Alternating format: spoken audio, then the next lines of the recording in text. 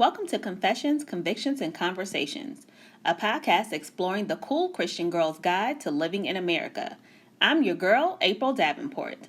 I'll reveal to you a little personal testimony while merging ministry, education, and real life. We will also discuss current events with relevant figures of our time. It is the perfect blend of headline news, black girl magic, and of course, Jesus juice. Come with me on a journey you won't soon forget. So stay tuned, don't change the channel, and let's take a ride.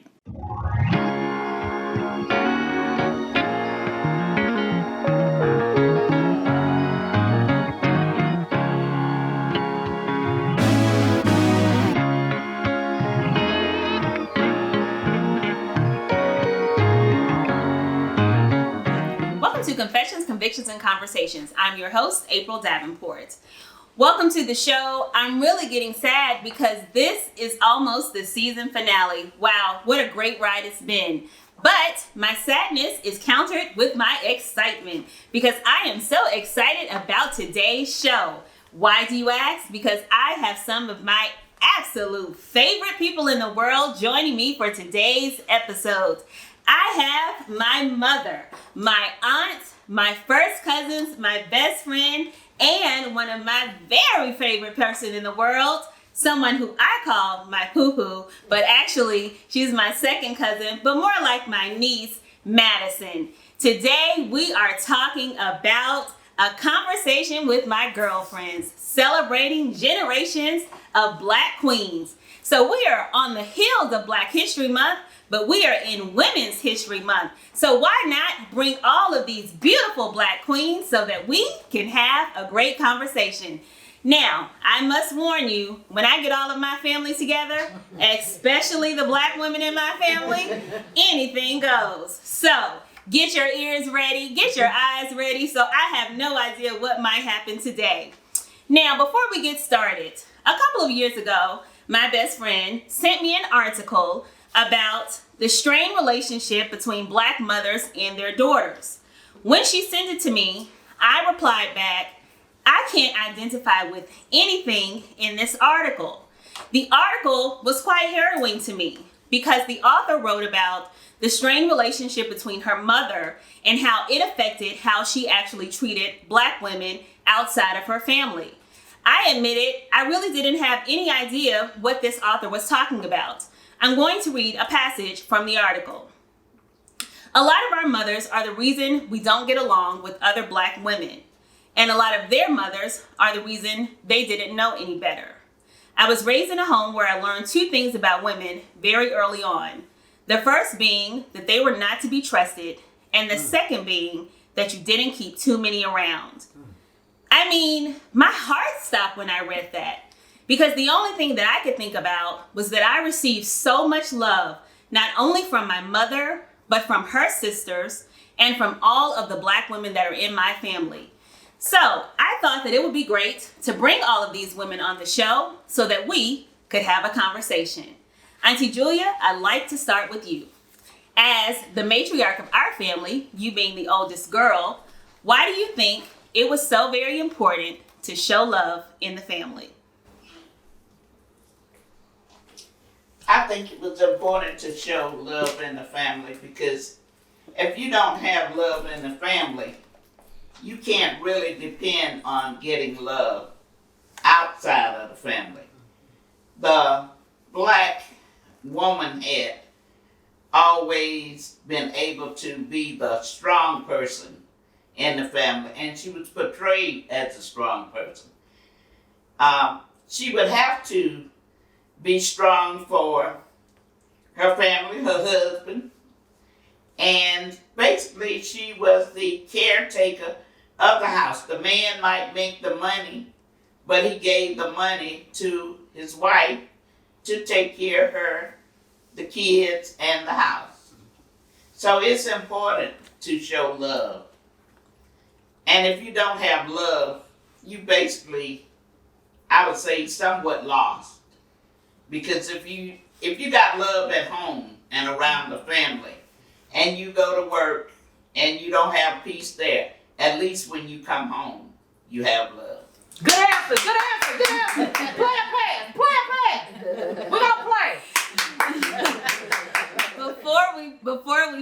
I think that is a good answer. We know that for us, many of us, we didn't know you all's mother, our grandmother, and you being the oldest girl, you were able to spend most of the time with her in the home. What kind of things did you learn from your mother that helped you be able to show love to your children? Well, my mother would always fix our plates. She would always try to give us what we wanted, but we always had what we needed. And I always wanted my kids to have a little bit more than I had. So I felt love, though, from my mother and from my father.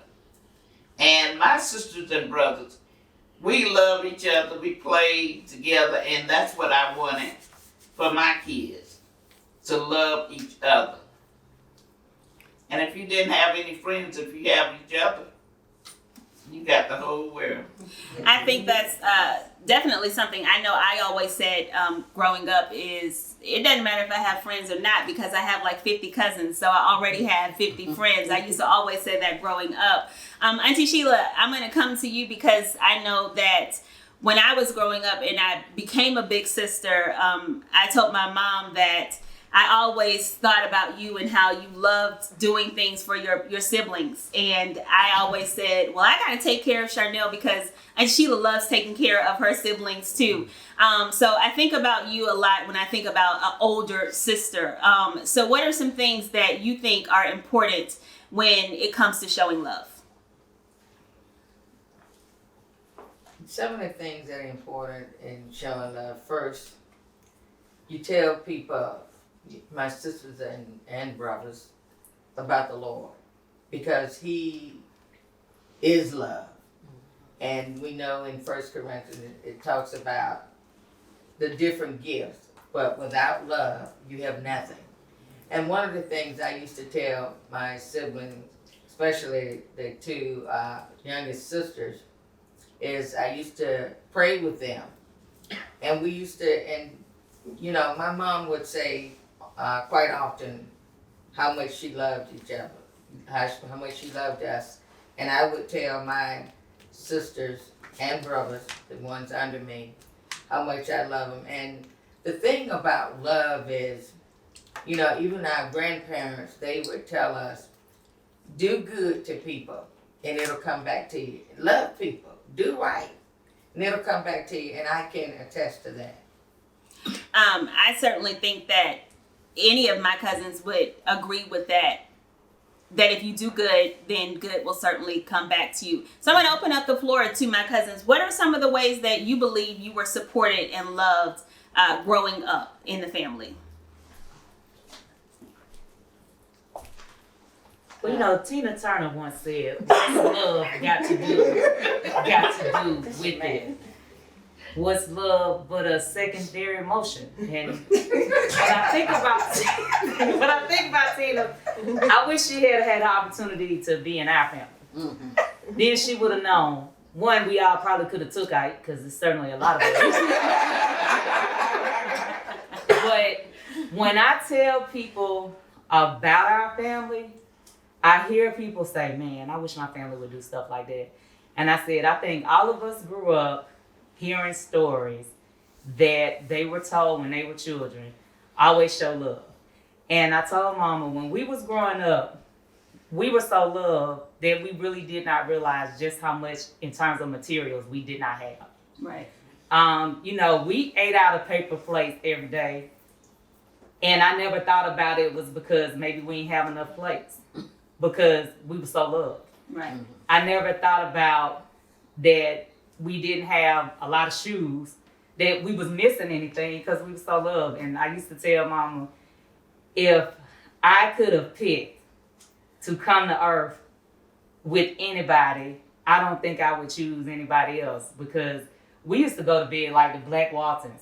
Everybody would say, good night, I love you. Like, I love you, Mom, I love you, Shell, I love you, Sean, I love you, Mom, I love you. And that's how we went to bed every single night. Right, right. And for me, I think the way we love is tangible. And so some of us have closer relationships based on age. But when we get a chance to spend time with each other, it's so natural. I went on a dollar store journey with Kim, Tasha, and Sharon, and I felt so adult. I'm going to the dollar store with a big pen, and I'm leaving them behind. I was like, watch out, Erica, I'm going to the dollar store, baby. And it still feels so natural. Or I could hang out with Madison and Avery and have just as much fun. Sure, I don't know none of the dances, but the fun is still there because love is the tie. Left a good job down in the city. Working for a man every night. Oh, we singing to eternity. Okay, we'll keep on turning. Yeah. Primary keep on turning. Wow. Yeah. And we rolling, rolling on the river. Okay. I always say that we know how to love because our parents know how to love. Yeah. We have seen the love that they show their siblings. So therefore we know how to love each other. And we would always say, like you said earlier, we didn't need anybody to play with. As long as we had each other, and it's four of us. But then once we get together with our first cousins, I just remember all of us being down at Granddaddy's house. And just imagine that little house, and Granddaddy would be on the phone and holler, let us hear. But we were all running around the house, and it was just all about love. Right. And it just started with Sharon and I being the oldest too, out of all the grandchildren. And we was always with our aunts and uncles. So it was just love the entire time. I piggyback on that because it's the love that you guys show each other as siblings. I like to mimic myself, not having any biological kids, but like my aunts and uncles, where if my parents weren't there, I knew my aunts and uncles stood in as my parents. And I try to do that for my nieces and nephews, telling them that I'm your other mama. Mm-hmm. So, and that's just the kind of love that we show. But when Mom said that, that having love, like, it's no, we were 4 girls and we fought in the house. Mm-hmm. But if my parents knew that we were mad at each other, they would make us hug, they would make us kiss and say that we love each other. Because again, if you have love in the house, but you were also asking about the love, just the cliches that we've heard growing up. And I'm sure we'll talk about some of those, but when Mom says, be kind, Auntie Sheila said, be kind. And Mom always said you could get more bees with honey than you can with vinegar. Right. And just being kind to people and showing the love outside of our family to other people as well. Because, people don't have the love, but if we can show it outside because we got it inside, right, then that makes a difference. Oh, I second that, because when I moved into school my freshman year, naturally I had a caravan, right? It was like 8 cars. We all pulled into the very already small parking lot, and my next door neighbor came over and was like, hey, are all these people with you? And I was like, yeah, this is just the half of it, we're just getting stuff out. But to know that there were people that did not have people to help them move in, that their families, sent them in an Uber. I could have never imagined, being in that position. So to know that, this is what we are growing up in is like amazing, and it really makes you thankful, because not everybody has this. Right. Mm-hmm. Absolutely. I'd like to add to a couple of pieces. One for Tisha, we did. If our mom and dad knew we were fighting, we had to kiss and make up. And my husband and I are raising our kids that way. We don't allow them to. They might do it secretly, but if we know that they're mad at each other or somebody needs something, we make them hug, we make them kiss, and we make them hug and kiss 2 or 3 times until we feel that they feel the love. And then as far as Tia reminded me of a story I often tell when I went away to college. And the girl across the hall from me, I remember she got a piece of mail, and her mom had sent her $20. And she had sent her, that was $20 for the entire year. She was so happy. When I was begging my mama for $20 a week for my allowance. And I'm like, how could her mother, that was really an awakening moment for me to know that we were really so fortunate, so blessed to have our parents to have, they knowing that they did not have to do anything for you, but by the grace of God, they did everything they did. So Exactly. yes. I mean, and that's funny that you bring that up, because I could think about, I went way far away. Then every time I would come home, though, all of my aunts and uncles would give me something, would, as they say, squeeze my hand before I went back. And they would say, here's a little lunch money, and, it would be way more than lunch money in order for me to go back. But, we don't often think about what so many people don't have. And when I went to school, there was a young lady who I became one of my closest friends, and she did not have, her mother actually was disabled, so her mom was there, but there was no one else there to help her move in. And so my parents ended up actually helping her move in and everything of that nature. And so one of the things that I always think about our family is I tell people, well, once you get invited into our family, you're kind of just in there, because that's how much love we have, and so, the beautiful thing about our family is that we do have a lot of love, but we don't have a need to keep it just among ourselves, that we're so blessed and fortunate that we know that it comes from God and we're able to just pour it out. And so, I think about Lisa, and when we became friends, and, now she sits here and she talks to some of my cousins. I don't even know she's talking to them, and, and like she calls my auntie, and, and then they check on her daughter. And so, Lisa, I remember when you sent me the article. And what she said when she sent me the article was that, see, I told you not everybody has a family like yours. And one of the things, actually, when Lisa and I became friends, is it was hard for her to see a family like mine, because her family was different than mine. And, but now hopefully, she feels a part of the family. But I'll just let you speak to a little bit of that.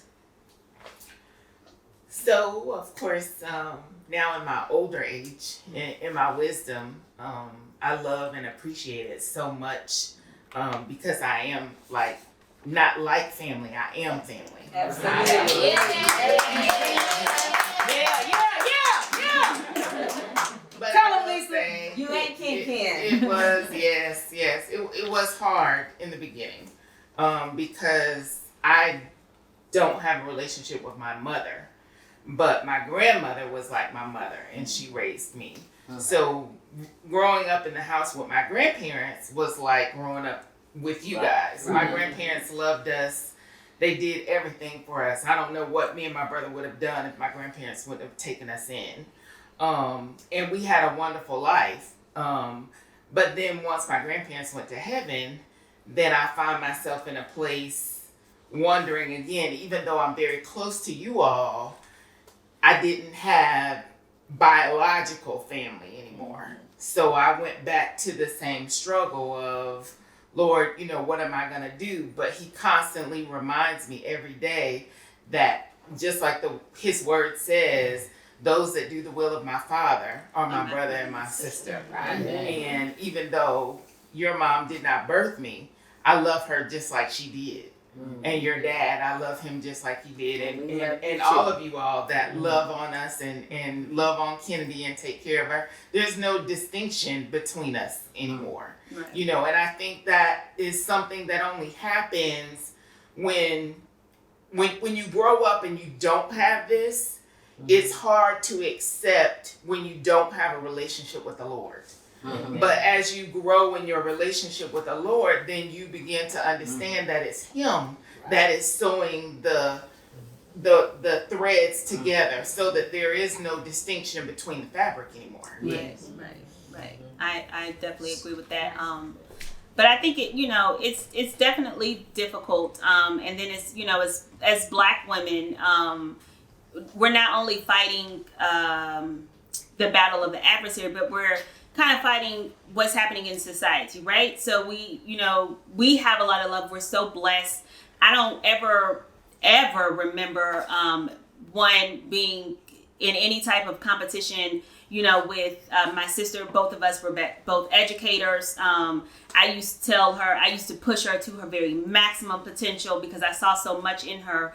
But I look at, all of my cousins and everyone is, doing so well in their own gift and their own craft. And I never felt at once that, any one of us had to compete with one another to do something. I think about Kim all the time, and I just told her this a couple weeks ago, she was just like a free spirit, free bird. But I think that's beautiful about her. You know what I'm saying? Everybody has their own gift, their own craft that they're offering to the world.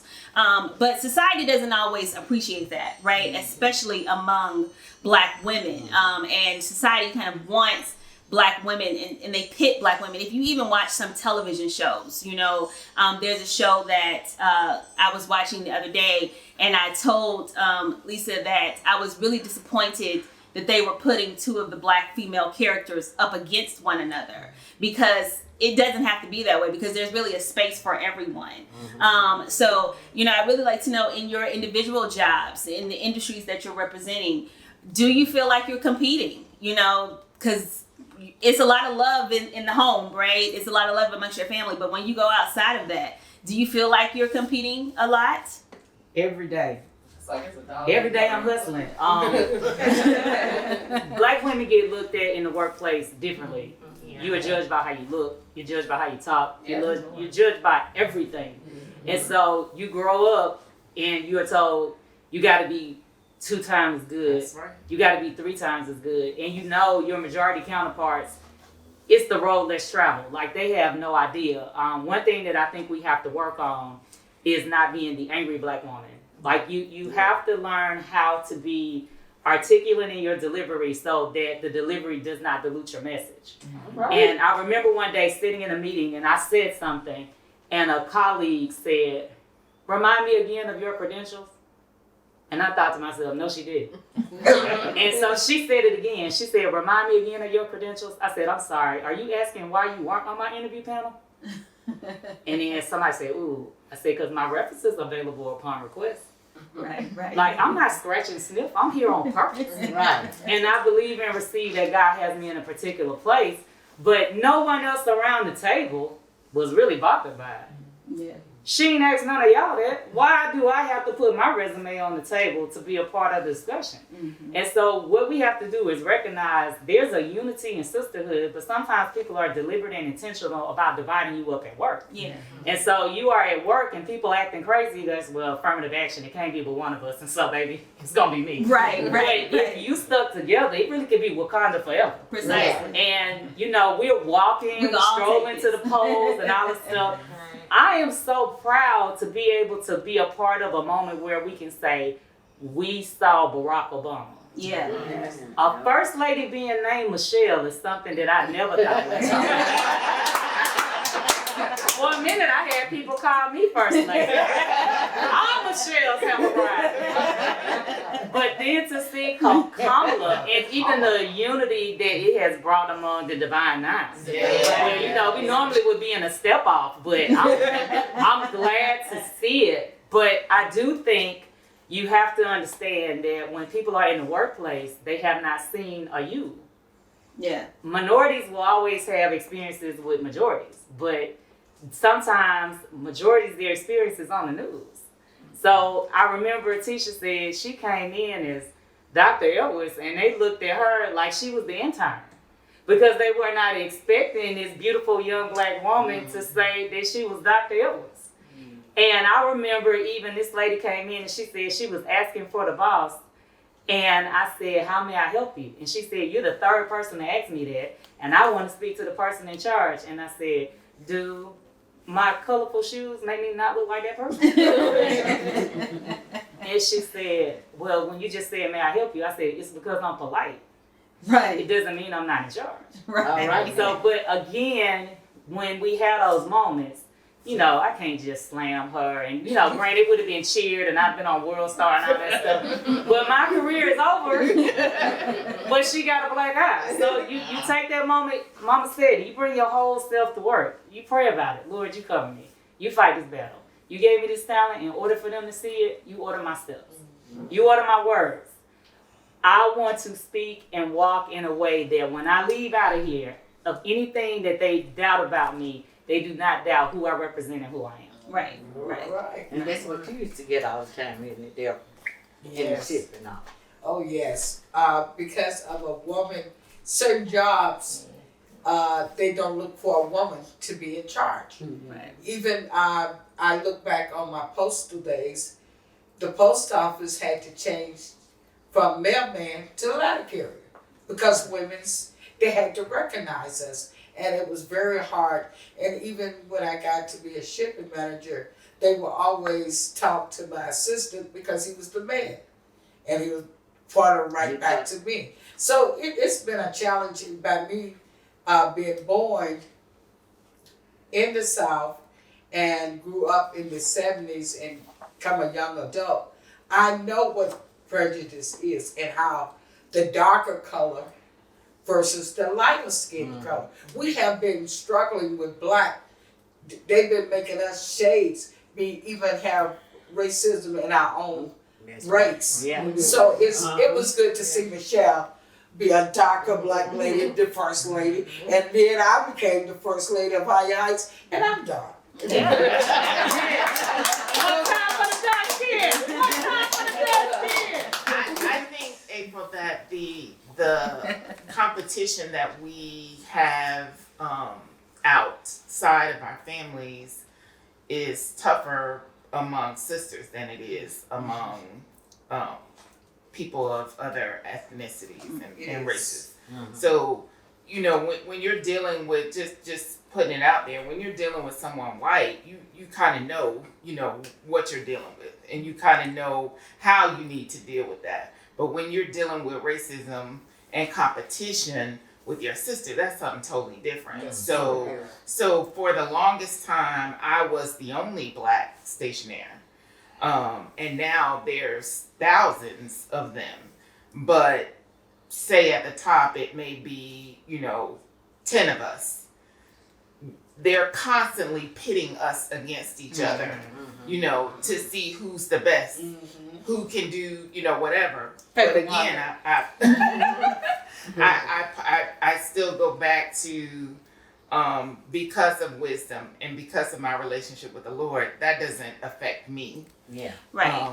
But it does when you're out in it. Like, say for example, we go to the awards and all of the awards are all of us pitted against each other. Somebody's feelings are gonna get hurt. That's what I'm saying. Like, it's disappointing. Yes. You know what I'm saying? Yes. And then it's also, it weighs on you because, you know, after a while, you know, it then creates, I think, division, whether it's consciously or unconsciously. And then sometimes I almost wonder if it's, you know, generational. Obviously, we know, I think it was very heavy. Auntie Deborah, you mentioned your experiences.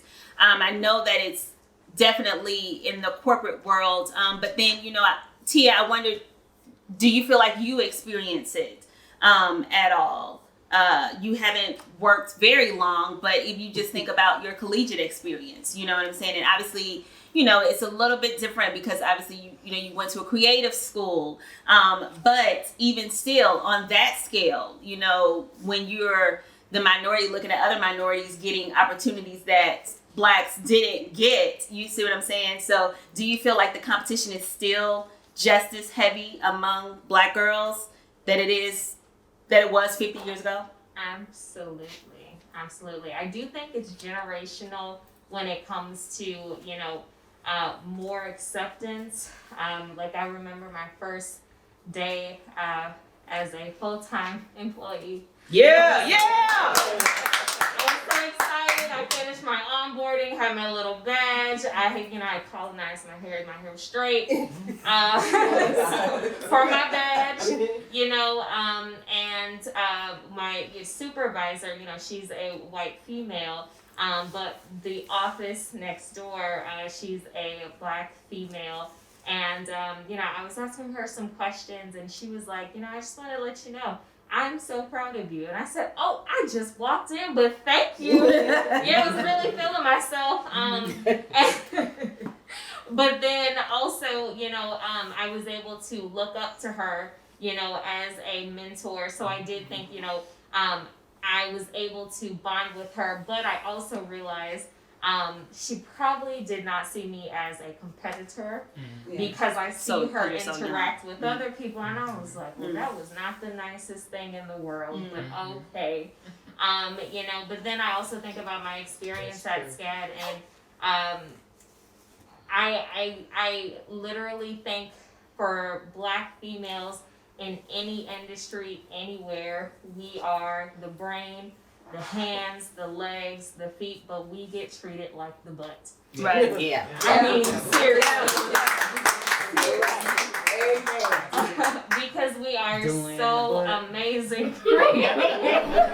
We're so amazing, creative, innovators. I mean, you know, we can twist our hair, we can wear our hair big, we can straighten it, we can braid it, but as soon as somebody else does it, it's revolutionary. And we're just like, well, wow, okay, that's cool now. Yeah, just in. Right. Yeah, I think a lot of that is fear. I think a lot of that is fear from other people. And they fear us, but somehow or another they can still pit us against each other. And I think that especially females of another ethnicity, and even men especially, they seem to be fearful of the Black woman. When we show our intelligence and when we're able to articulate it, so our delivery is there, then all of a sudden we're the angry Black women. Right. And it's like, no, we're not the angry Black women. We just know what we're doing. Right. Yeah. And again, because we're taught early in age that you have to be 4 to 5 to 6 times as greater than they are just to be able to compete on the same level, knowing that we already outshone them. You know, so that's what we have to deal with. And although, as a lot of people said here, that we're the breadwinners, we're the innovators, but to them, we're still, you know, nothing more The help. than the help. Yeah. The help. And I think it goes back really to something that Michelle said, you know, we're still all, whether it's all Black women or it's a Black woman and a Black man, I mean, we're all still vying for 1 or 2 spots. And, you know, it would be different if it's despite the fact that it's 2021, despite the fact that so many of these huge networks have dedicated so much of their airtime to Black History Month. Despite all of those facts, despite that there was Barack, that there is now Kamala, there's still just so much limited opportunity for African Americans and especially African American females. So I think that everybody feels like, you know, there's all of this, but then there's still just such a small opportunity for people at the top. And so people feel like, well, I just got to knock somebody down in order to get to the top. And if we didn't have that mentality, you know, if we really believe that what God has for us is really for us, then, you know, we would be okay. We talk a lot about love, but I think we also talk a lot about legacy. And when I think about our family, one of the great things about our family is that we are blessed to have generations in our family. And it's so important. As you know, I look at Madison and I think about the world that's being created for her. And I think that despite what we can't control the world that, you know, we create for her. And I think about, you know, what kind of legacy do we want to leave for not just Madison, but for all of the children, you know, that are in our family? What are some legacies that you want to leave, not just for the children in our family, but for the next generation of young Black girls? Please, somebody say generational love. Let's start. Yeah. Good answer. Play a pass. I think any parent wants to ensure that their children are left better than they were. So and not just to be able to live better, but to be able to be a blessing to other people while they're living better. So that definitely is a goal of mine for generational wealth. But I also think as Black women to be able to leave that self-confidence that we continue to grow and build that is in us, that we input that into our children, the next generation that's coming. Like Star Trek. And we have to make sure that we definitely introduce them to the Lord. That's the first beginning. Not to, you know, there's so many materialistic things that we give kids now, but the main thing, as my daddy used, that was his word, the main thing is to show them love. show them how to help others, show them how to plant seeds, because you can't reap nothing if you don't plant nothing. Right. So if you sow good seeds, you're going to reap good seeds. Right. And then always, don't ever think you better than anybody else, but think you just as good as anybody else. Because one of April's teachers told her that she would not get into Notre Dame because she didn't get in. It was a Caucasian teacher of hers. And April came home crying. I said, look, you tell that lady that you know a God that said all things are possible. And praise the Lord, she went there and got her degree and her master's there. So I think we need to make sure that we tell the kids that no matter what, always be willing to help somebody else along the way. No matter if you really feel like they're against you still. I always told April and Chanel, if you can help somebody with the talent that the Lord bless you with, help another child. The legacy of being blessed to be a blessing run deep. Yes. I'm gonna do a throwback. So Throw it back. We'll catch it. apartment 60, 2435, Asbury Loop, Decatur, Georgia. Kensington apartment. Kensington apartment. Yes. We was all walking by a pool, and a young lady y'all might know by Erica Johnson now being Erica Edwards. She fell in the pool. And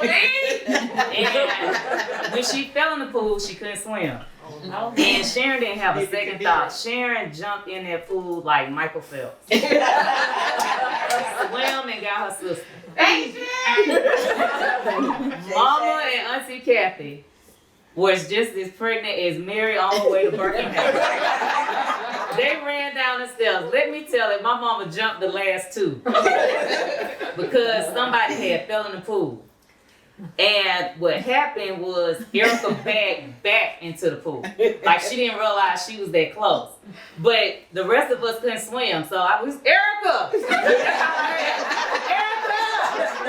That's all I had. But it was with passion. I had brought it right here. Come back, Erica! But Sharon went in there and she was doing that. She had her little thing. I mean, but it would blow up YouTube now. We'll be famous. But the thought was how it quickly mobilized everybody. Quickly mobilized everybody. Like Tasha literally taught us all how to skate in the street. And it was probably because all of us could go to the skate ring at the same time. But we would get out the way and she would be like, come on, like we can go to Golden Glide and all the places we went. And it's like pouring in and you remember and then you pour in and Tia probably like, man, everybody that's pouring into me, it is coming from how your mama poured into us. When we got married, Tia ran into the photo and wouldn't leave. And Tasha said, Tia, come back. And I said, let her take a picture. She was like, these your wedding shots. I was like, it's okay, she matched. And Tia's in the middle of our wedding shot, just as cute. And the photographer didn't know what to do. I said, take the picture. But it never even occurred to us to put her out of the picture. Like, not just because she was matching, that helped. But it's those moments where you just can't come back and move there. You know, me and Sean are village children. And I told Auntie Deborah, when you tell your sister, bring your 2 children and y'all come live with me in your 1-bedroom duplex. Nobody does that. Your sister shouldn't have came, but if she brought 2 children, our bedroom was the living room. And it was 1 bathroom. Yes. And see, April said Kim is a free spirit. Kim was the big cousin in charge of us. Kim had to make sure I got to my class. She had to make sure she picked me up after school. We would just sit there and wait. And I remember, do you remember when I walked into a pole and knocked myself out? We was walking and I walked right into a pole. And the next thing I know, I was out. It's like, she'll come back. Because in California, the classrooms are not connected. So when you was in the hall, you was outside. But I love that I've had all of these little magical moments. Yeah. And me and Erica are 30 days apart, but I call her my little cousin. And Tisha 2 years younger, so she the next little cousin. Those kind of fellowship moments, like you can't put a price tag on that. Like we can just think about something where we had the best time. Uncle Bert taking us to White Waters every summer. 12 kids in the 98. Caught leaning and dragging. Skating in the basement. Skating in the basement before they finished it at Bunny Lane. Yes. Charging people to get in. Skating around the pole, using the pole for momentum. Yes. Playing in the dirt. Yeah, I played in the dirt. Hide and seek in the basement. The time capsule down in Granddaddy's house. We buried the time capsule Yes. with a treasure map, and we still can't find it. So I don't know what we put in it. When we thought a propane tank was a horse. Yeah. It come from the sky. We was wide open. Look at it. Yeah. But we was all together. We was all together. Riding a horse. Yep. So in that legacy, I would say just teaching the children to be there for one another. Yeah. The way that Avery and Madison plays together, and the Jordan and Kai and Jared and MJ all in the same age range, but just knowing that we're there for each other. And like you said, also being there for other people. Because I love the way that although all of us may not be in public health per se, we always help other people. Right. And that is the public health for whatever it is that we do. You know, whether it's ministering or giving, moisturizing my hands, thank you, Kim. Yeah, after washing them all the time. So anything we do, we make sure that we help others and that we don't make this world, we're just a small piece of this world. We're just a small piece of this pie, and we have to make sure other people know that they're in it just as much as we are. Yeah. But I think our biggest seed was October the 22nd, 1967, on a Sunday afternoon. My mother called us all in, and she declared that we stay in unity. See, you can't have love and don't have unity. That's right. Unity makes everything straight. And she said, y'all stick together. And she planted that seed. And you know, we're talking about we want our kids to have something. Those are the seeds you want your kids to have. Unity. To stick together. Love one another. Don't let nothing be too good. Don't fall out about nothing. Love your parents. She wanted us to love our father. And that instilled in me that seed grew so big till it gives all the love we share to others. So while we want to give them material things, I want to leave them a legacy, some material things behind. But I want to leave stick unity.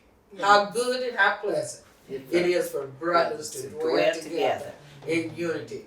It's good when we're together. Oh, we're going to get some laughs. We're going to get some jokes. Yeah. Oh, boy, we can joke each other better than anybody. Yeah, you can always come to my house and get a Tylenol, Band-Aid, paper towel, toilet paper. Yeah. While we on the road, Tasha got all those medicines. That's the Girl Scout in me. Yeah. Always a Girl Scout. And Kim gonna always have that lotion to make your hands soft. Yeah. She came over here and just made my hands But soft. she has a good soap too. She got a whole little lab. She be in there like a dude from Ghostbusters. She got like a little white coat. So who are the best customers, male or female? Male. I make the products for men, and women can use them. I start trying to change a little bit to make it a little softer, a little more feminine. But so far it's the men, because they are looking. They need to know what to do, how to do it. Most guys don't. My dad still put on Vaseline. Oh. I made him a cream, and he's like, "I'm good. My Vaseline is fine." Right. So it was more to educate black men. Melanated skin is different, has different needs. Dove is not for us. Carrie is not for us. None of that stuff is for us. So I wanted to make something that's for melanated skin, in particular men, so they can know what to do to keep their grooming and their hygiene. But I want to also add about the togetherness for my son. From my father, my aunties, that's their brother. My mother's side is not like our family. And the same with my son. His father's side is not like our family. So I teach him to check on your cousins. You know, call. We all check on each other. Cause I tell them our stories. Tasha, everyone has had someone above them. To this day, Tasha can boss me around. I would just do it automatically.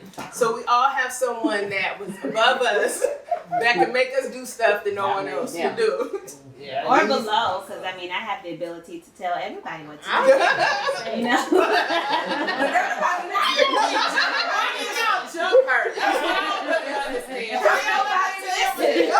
Nobody listens. You can sit there and laugh at her. Don't let her grow up telling everybody what to do. Somebody's gotta do it. She got us all here like a pack of Skittles. Taste the rainbow. I'm over here like she is not the boss of me. Hey, stay at what food I know I'm almost 50, but hey.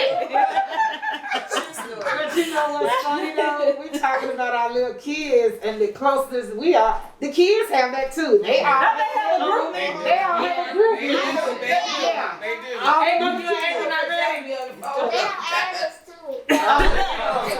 It took Tia a long time to get into ours, so everybody just have to bid their time. And then there's certain things that she knows she can't really respond to. She can only just see it, you know. So everybody just have to bid their time. It's like Kennedy is in that group. Kennedy. right. It's like, so cool. Yeah, But I ain't made it in the cousin group though. I don't know why you did that. I ain't know why you in the cousin group. Because I'm gonna tell y'all honestly. I'll tell you after when we stop recording. Okay. Let me just say this.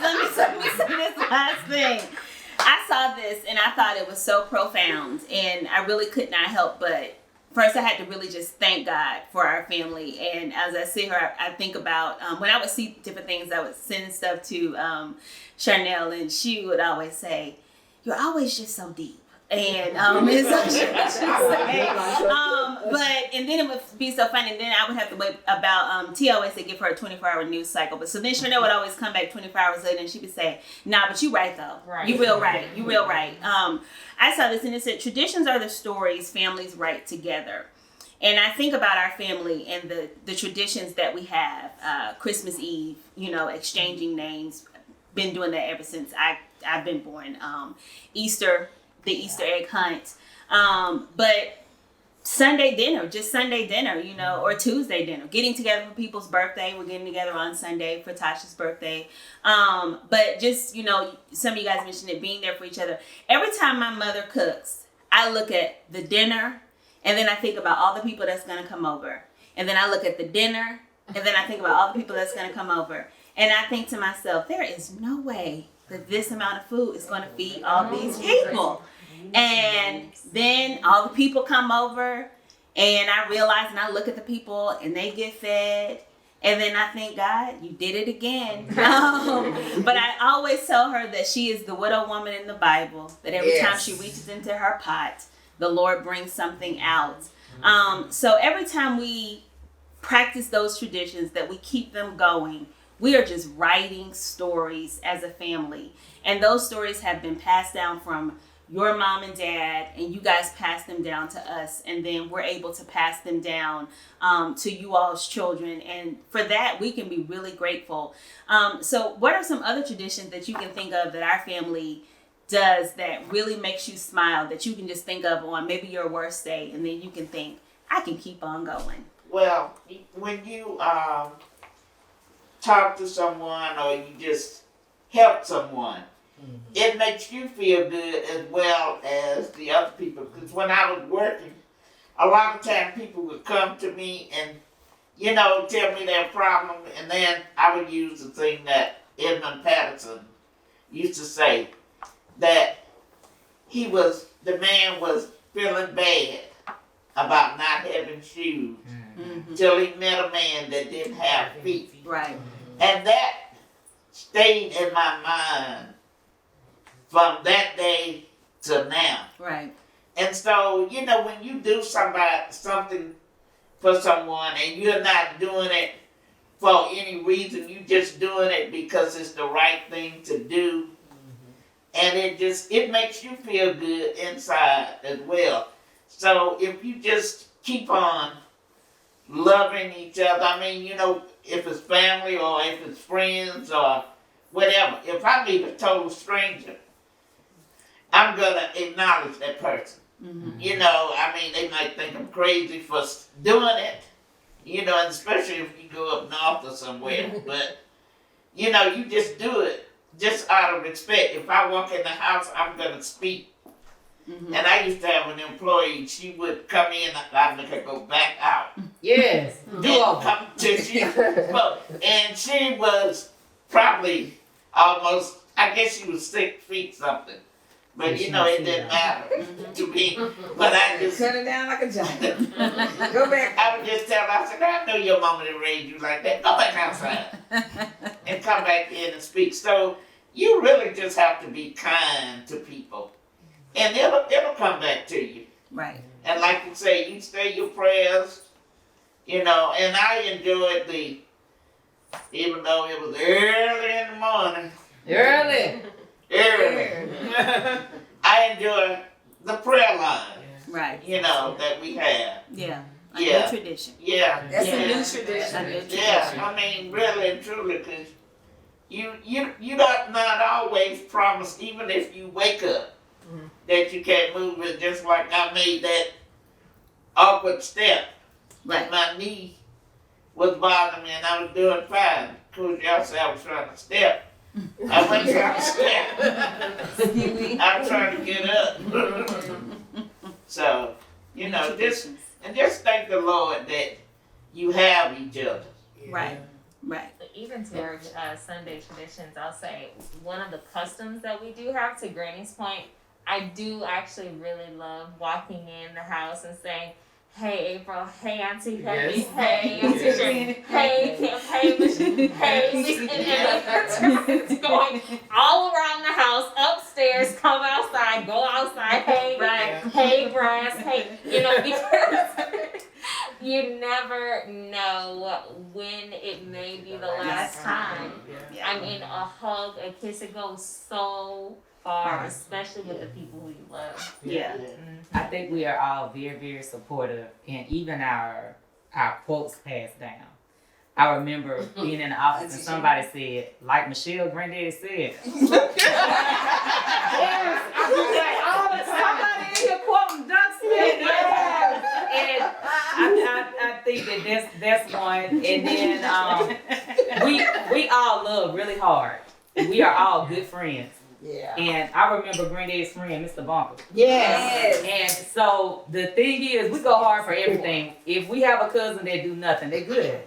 Right. We don't have nobody that's slacking. Everybody give their all. Everybody give their all. And nobody better say anything different. And I believe laughter is medicine. I think it's the ministry God gave me. And when I was in the hospital, they were talking to me. They was getting ready to take me to surgery. And so I told the lady, I said, my family is here. She said, how do you know? I said, I smell chicken. And she said, it must be 50 people in the waiting room. I said, they're not going to come till I come out. They're not going to leave till I come out. And she said, they playing cards and everything. I was like, phase 10, it may be a bid where it's gone. But she said, I think that's amazing. I said, but that's how we are. And I said, if somebody's in the hospital, we know it. We get on the horn. Be like, well, I'm on the way, but where do you park? Because the fact that you're not coming never even crosses anybody's mind. Right. And I love how we love. And I love that everybody knows my cousin, my aunt, my uncle, my family, somebody is here for me. Right. Somebody is here for me. And even though we've been in a difficult season. But just see the love and the turnout and how we like, okay, you know what, we not letting you go. Yeah. We not letting you go. And of course we had a tough day the other day. It was a landmark for missing Chanel and a landmark for missing LaQuaisha, even though she's still here. And I just thought about the fact that we was even together in that. Right. You know, like I'm calling, I'm checking in on you that day, and I need to know just how you doing. And that, you know, I think Longhorns or somebody say you can't fake state. You can't fake love and relationships. You just can't. And the reason why it's so easy for you to go out and share love, because when you have had the real thing. Oh yes. You know, and when you have been authentic with it, and I think it's just a blessing to be in the space, and it's just a blessing to know that you are surrounded by people who just truly love you in a way that they can't even articulate. Right. Like, I cannot imagine what you could ask me for that was in my power to do that I wouldn't do. Precisely. You know, somebody said, you know, you got $1, you got 50 cents. If I got $1, you got $1.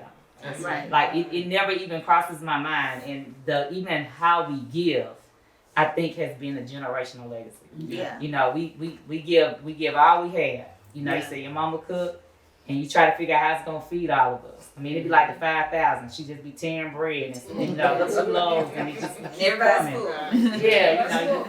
And I used to just walk in. actually started from Medea though. Yeah. She would have one stick of gum, and she got 7 kids looking right at her. Medea would take that gum. It would get literally stuck in your teeth. Way too bad. But you able to taste it. Everybody has some.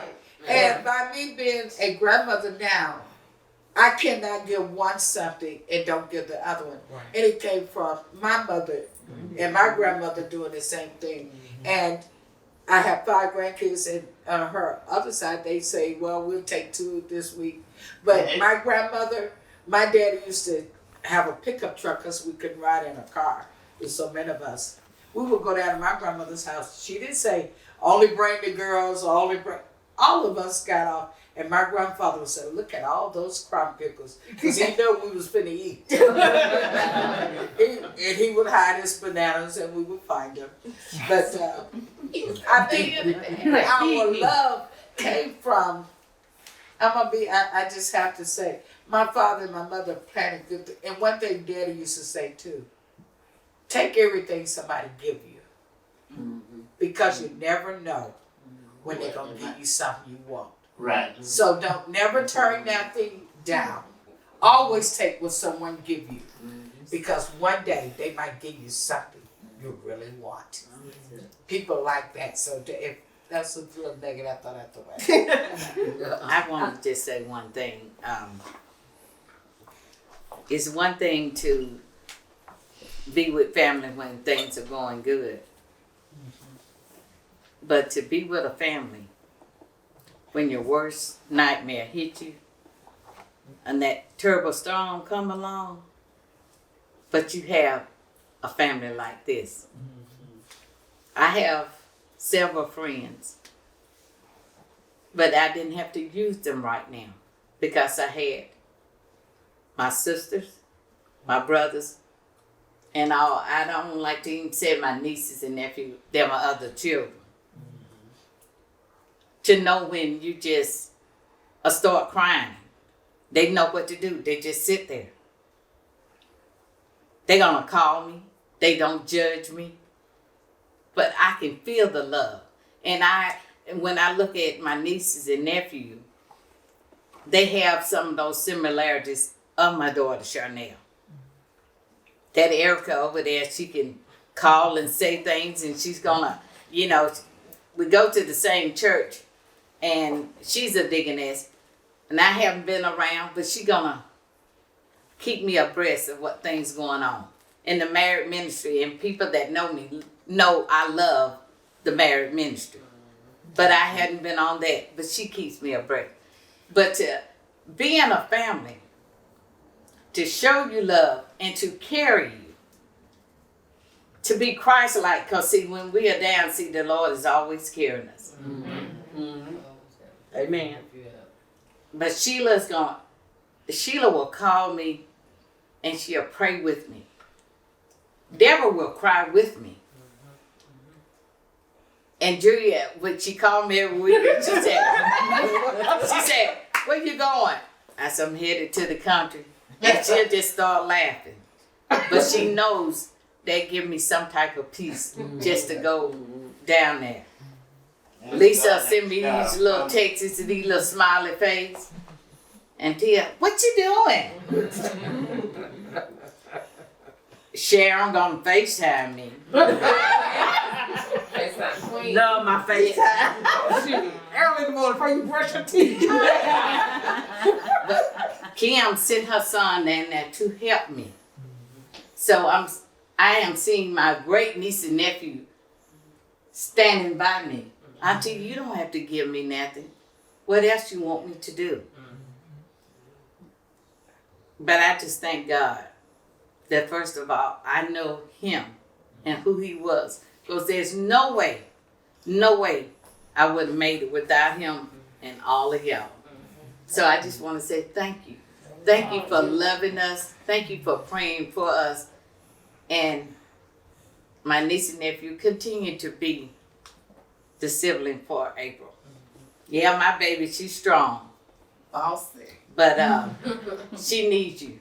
But y'all had a friend, great-grandmother. Sure did. Oh, yes. My grandmother, but y'all great-grandmother. Mom prayed for us. Oh, yeah. Because we lost our mother at an early age.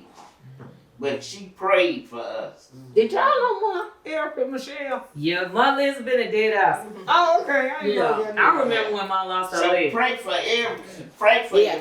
I do all the time. Because you never know I didn't know watching our grandmother when our mother died, which she was the baby. God was preparing me 30-some years down the road that I was going to feel like my grandma when she hollered, my baby, my baby. But now I know how she felt. But to God be the glory. If you got God in your life, he'll help you even through storms like this. So, family, thank you. Which is our tradition, and just being a praying family. Like Mama said, I knew when my mama was praying for me. Mm-hmm. I knew she would call me when I was living in New York or Connecticut and be like, what's wrong? And I'd be like, nothing. She'd be like, what's wrong? I started crying on the phone because she already knew what was wrong. Or I wake up and I'm like, ooh, my sinuses. She'd be like, mine too, girl. And I'm like, or I wake up the next day like, my mama must have a headache because I got one now. So, but you know those things. And when we talk about traditions, like who else can you say had a caravan, a charter bus full of people coming to Nashville for my graduation and moving on to Indiana to go to April's graduation? Sure did. That's And coming back in all our cars was in Yes. That's the first time our cars got towed. $100 each, and all of us was broke. And I'm saying, and we still together. But I tell that story to people all the time about, that first of all, it was just amazing that you were graduating from dental school and I was graduating from Notre Dame in the same weekend. Let's just talk about that being, wonderful. And then I said, but our family was like, we're not missing either one of them. We're going to work this thing out. Right. And they were like, we're just going to charter a bus. And I'll never forget, that bus was coming through Notre Dame's campus. And my friends was like, hold up, wait a minute. You did not bring your entire family from Atlanta. I said, oh, no. I did. They stopped in Nashville, though. And the thing was, they couldn't even go to the real graduation. They could only go to the black graduation, but still they thought it not robbery. They were coming up to Notre Dame because they were going to attend. But, I said, but this is what we do. I mean, we went to Kentucky to see Armand. We went to Charlotte when he made it into the NFL. We went to Temple to see Sean. But I mean, we cross country. We have somebody doing something international. I guess one day when COVID goes away, we're going to do that too. Yeah, because if we hadn't been in locker, we were going to be We got London on the track. We got Alabama in 2 years. 2 years. I was ready for her to go home. I was like, where my passport at? And I was waiting for y'all to come back and tell me how it was. But my husband says this. He said, he tells the church all the time, in the Smith family, someone stopped their toe, they're getting together. And he said, I never seen a family get together for anything. He said, COVID came in, Sharon, we couldn't come to the hospital, but guess what? People knew us at all the hospitals. Definitely. This one right here can turn the hair for snakes back, and he ain't got none. Yeah. Every shift, every nurse. Every nurse, yeah. But not just the hospitals, but it's the schools. And I'll take it out right here because I don't have children yet, but I've been fortunate to love on you all's children as if they were my own. And one time, because I was at Narvi, all of junior school, elementary school career, and I've been there for Madison's. We didn't get to finish out our last year because of COVID. So sad, so sad. But one year, it was her third grade year, and I went up to Madison School. I was eating lunch with her, and her teacher said, "Oh, you're Madison's representative, right?" And Madison turned around and she looked at her and she said, "Representative? You know her? This is my aunt. Her name is April." So, and I was like, okay, calm down. But it was funny because she was, basically offended because she was like, don't act like she hadn't been up here this whole time. I mean, she's not just a representative. Exactly. And so, the teacher's like, okay, I'm sorry. But I think about that and I think about our family and what Tisha said, it's not just going to be our parents. I mean, we're coming full force. It's always going to be the aunts and uncles. It's always going to be the cousins. I can always remember looking up to a stand and seeing a full body of people, and I thank God for that. So I thank God for all of you Black queens, my aunts, my mother, my cousins, my best friend, and definitely you, Madison, a queen in the making. And so we are so fortunate to have you in our family, to have all of you as we celebrate these generations of Black queens. And we know that we have a lot of love, and not only a lot of love between us, but a lot of love that we're able to put out into the world. And so we thank God for that. I thank you all for being on the show, and I can't wait to see you. You get a car. I can't wait to see the magic that you continue to put out, not only this year, but as God just continues to give you great purpose. And thank you so much for watching. And before you leave, I'd like to pray for you.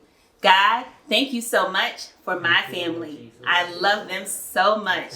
And thank you for the people in my army. I also ask that you would bless their family. Thanks so much. Make sure you connect with me on social media because I love to learn just as much about you as you're learning about me. See you next week. Thanks so much for tuning in to Confessions, Convictions, and Conversations. We are just getting started, so make sure to connect with me on social at AS Davenport and at Fresh Start Fridays. For more information on the podcast, please visit www.asdministries.org. Also, don't forget to subscribe to the show and be a part of April's Army. Remember, any time is a good time to confess the Lord Jesus Christ as your personal Savior, live by your own personal convictions, and it's always a great time to have a good conversation. I'm your girl, April Davenport. See you next time.